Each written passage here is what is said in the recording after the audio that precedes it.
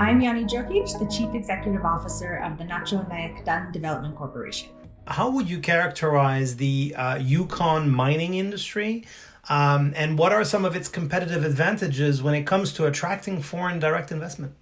The Yukon mining industry, I would say it's one that has a very long legacy. It's very much part of the fabric of the Yukon territory. Where we have competitive advantages, and this is me speaking from the lens of a First Nations Development Corporation, is that our communities and First Nations have also shared that long experience with mining. Some aspects of it are negative, others are positive. However, because of that long history, there is a very sound understanding of how the industry operates, what it takes to develop a successful project, how we can do better. And there are a lot of different grassroots and community-led initiatives to continuously improve the sector and to be involved with mining proponents here in the territory. So we're kind of that prime location where folks can come here and have a project and know that they're coming to an area that has a lot of capacity to engage in the industry to maximize the benefit for the territory. Explain to us how the inclusion of First Nations communities will add value to the Yukon's FDI attractiveness. In the mining sector, we're moving towards, I'd say, a global shift towards ESG models of investing and impact investing. And here in the Yukon, I don't think that any investor or any project can reach any ESG targets without meaningfully engaging First Nations governments, communities, peoples, and businesses within their projects. So I think just off the bat, you're not going to have a meaningful investment if you don't have the inclusion of First Nations in the Yukon as part of that investment. So I think that investors now are increasingly looking for projects that are trying to meet these different ESG targets or different, socioeconomic targets that benefit the communities in which they operate. Additionally, investors are continuously looking for obviously stability with their investments. Mining is a very high risk sector to operate within. And here in the Yukon, if you're looking for stability, it means the inclusion of First Nations governments and peoples in your projects.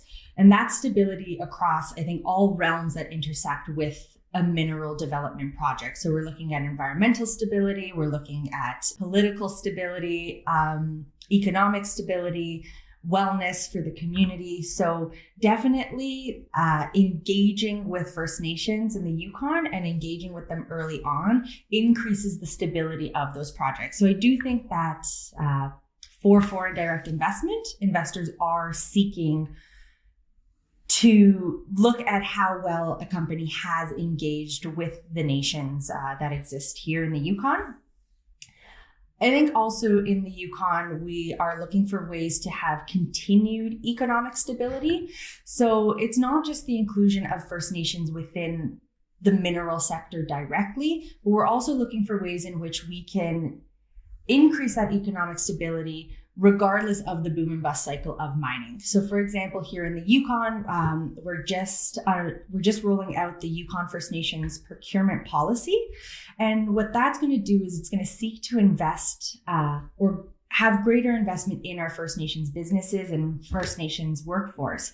And hopefully what that will do in relation to the mining sector is that regardless of the boom and bust cycle, First Nations businesses and communities will be engaged in different economic sectors so that when the next project comes along, we are, we're further ahead than we were when the last project was here. And we're just continuing that economic stability throughout that gap between projects. What is the involvement of First Nations communities in the Yukon's mining industry today? And where do you see opportunities for growth?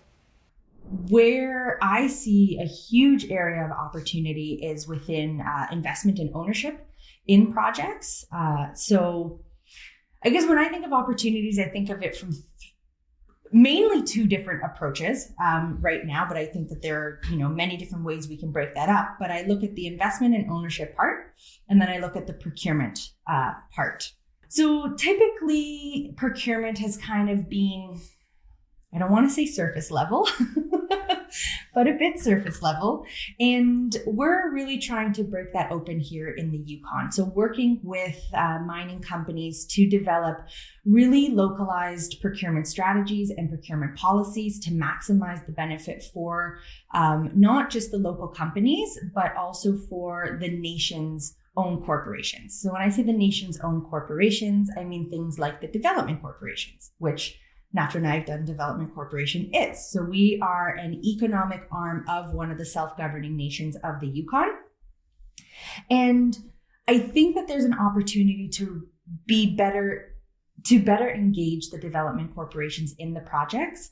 Not only do we have, access to funds that we can leverage to, I'd say, engage in larger opportunities, but in many respects, development corporations have the responsibility and purview of different services and programs and infrastructure that are located in the communities. And so if we're not wanting to take a siloed approach to mining and realize that mining has an impact well beyond the mine site, I think working with the development corporations provides a really interesting opportunity to be reinvesting in the local economy and the local community. So by capitalizing and working with the development corporations, we can see money flowing directly back to the nations and being reinvested into the communities. So we can have things like grocery stores and hotels and, schools and youth centers and all different aspects that I think, or I truly believe, help make the mining industry a lot healthier, because without strong communities, you don't have strong investments. So I definitely think that's an opportunity. We also have been partnering with a lot of other development corporations. So recognizing that the impact of mining does not, or is not limited just to the traditional territory of a nation, and that there is a much greater impact on the region as a whole. And so we've done cool things like, for example, with Na-Cho Limited Partnership, which is the investment arm of Kluane First Nation, we purchased an aircraft with them. So we service a lot of different exploration sites. We've also purchased a lot of equipment together that we lease back to Victoria Gold, which has the Eagle Gold project in NND's traditional territory.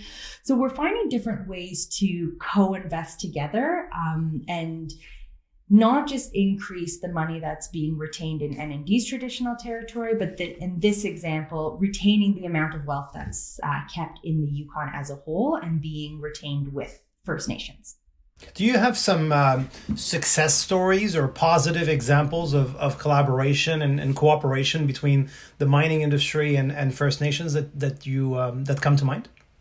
One I'm thinking of is at NNDDC, we have a subsidiary called Big River Mineral Exploration. So that company is solely responsible for providing exploration services and providing geologists. And so we've partnered with quite a few different mineral resource developers in NND's traditional territory to be working on their projects. So we are trying to build up a local workforce that has the expertise to work on these projects, and companies opening the door for us to be there. We also have worked in collaboration for capital asset acquisitions. For example, we work with Na-Cho. We own a Cessna Caravan with them, and this aircraft services quite a few different mineral resource development projects in the traditional territory of the First Nation of Na-Cho Nyäk. We have a very long list of what we term collaboration agreements. So we work with quite a few different locally based companies that, work in sectors that we don't necessarily want to create the businesses to operate in those sectors, but understanding that working together is going to maximize the different benefits. So we actually have worked in collaboration with service providers and suppliers in the mineral resource industry, and we're able to engage in every different level of projects. So everything from very early stage exploration to actual operations of a mine. Through these different partnerships, in the supply and service sectors or components of the mining industry, we've been able to maximize the opportunities directly with the mineral resource sector in our traditional territory. If you had really just 30 seconds to pitch someone in a position of power in Canada to strengthen and to improve the Yukon's mining investment attractiveness, who would you choose to pitch, and what would you say in 30 seconds on the clock?